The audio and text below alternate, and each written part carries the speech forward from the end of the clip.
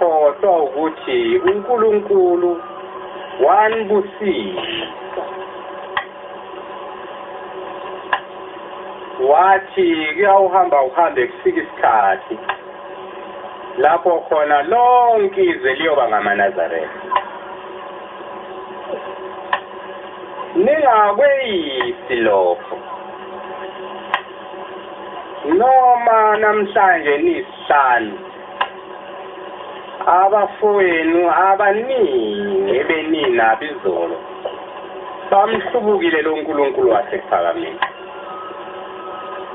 bathunjwa isitha sawubakhonzisa inkosi yamaqadi. Kodwa ningakhohlwa ukuthi lapha phakathi kwenu khona isibusiso noma nomile ningathenga amanzi ngesibusiso senu, noma ulambile ungathengi ukudla ngesibusiso sakho, noma kungenzeki namuhla noma kungenzeki kusasa, kodwa yinto yinye esiyethembayo ukuthi uNkulunkulu owadala izulu nomhlaba akasoze aze awulibala umuzi wasephakameni, akasoze aze awudela umuzi wasephakameni,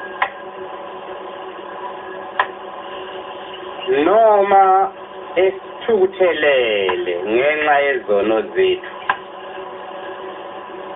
kodwa izwi lakhe linamandla ngaphezu kwesono somuntu. Uthando lukaNkulunkulu lunamandla ngaphezu kwesono somuntu. Ngalokho ke ningabo khohlwa ukuthi ningabantu ababusisiwe,